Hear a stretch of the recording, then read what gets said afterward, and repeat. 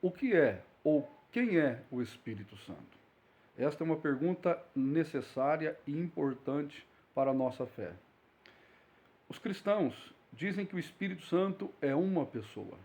Já os testemunhas de Jeová dizem que o Espírito Santo é uma força ativa.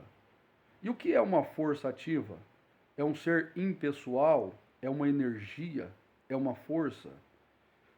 Na tradução do Novo Mundo, todas as vezes que aparece o Espírito Santo, na tradução vem força ativa. Para nós, os cristãos, o Espírito Santo é uma pessoa. Ele fala, ele sente, ele intercede, ele age.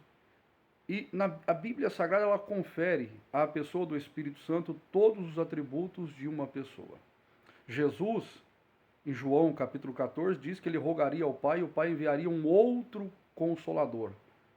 Consolador, Paracleto, uma pessoa da mesma natureza de Jesus. Nós, cristãos, dizemos que o Espírito Santo é a terceira pessoa da Santíssima Trindade. E a Bíblia Sagrada ela fala para que nós venhamos ter com o Espírito Santo um relacionamento. Em 2 Coríntios capítulo 13, versículo 13, diz que o amor do Pai, a graça do Senhor Jesus Cristo e a comunhão do Espírito Santo. Comunhão é amizade, intimidade, fala de relacionamento. A Bíblia diz que o Espírito Santo ele vem para morar e habitar em nós. Então que o corpo do crente, do cristão, é templo do Espírito Santo. Então o Espírito Santo é uma pessoa. É uma pessoa que fala, como ele disse em Atos dos Apóstolos, capítulo 13, versículo 2, apartai-me a Paulo e a Barnabé. O Espírito Santo é uma pessoa, conforme eu disse, Romanos capítulo 8, ele intercede por nós com gemidos inexprimíveis.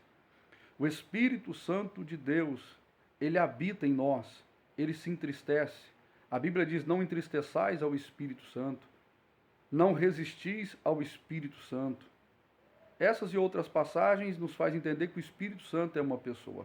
Como eu disse, os testemunhos de Jeová dizem que o Espírito Santo é uma força ativa, um ser impessoal, uma energia. E nós cristãos dizemos que o Espírito Santo é uma pessoa.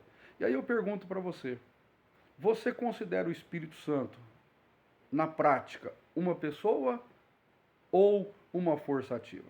Porque muitos cristãos declaram dizendo que o Espírito Santo é sim uma pessoa, mas na prática não se relaciona com o Espírito Santo. Identifica o Espírito Santo só como poder, como aquele que dá poder, que confere poder.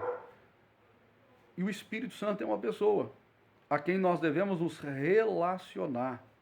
É muito normal em um culto pentecostal o pregador dizer, está sentindo o Espírito Santo? E o Espírito Santo não é simplesmente para ser sentido. O Espírito Santo é para se relacionar com ele. Ele é uma pessoa. Embora nós não vemos, ele é uma pessoa.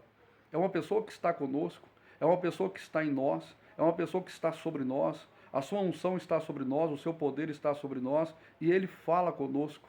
Ele intercede ao nosso favor, ele nos direciona, ele nos guia, ele nos conduz.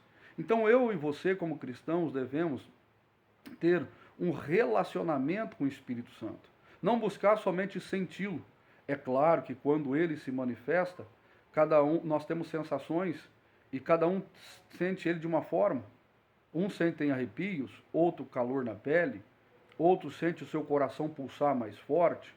Porém, o Espírito Santo não é só uma sensação, não causa somente uma experiência, ele é uma pessoa e nós devemos nos relacionar com ele, nós devemos falar com ele, nós devemos estar sensíveis para ouvir a voz dele, porque ele ainda fala.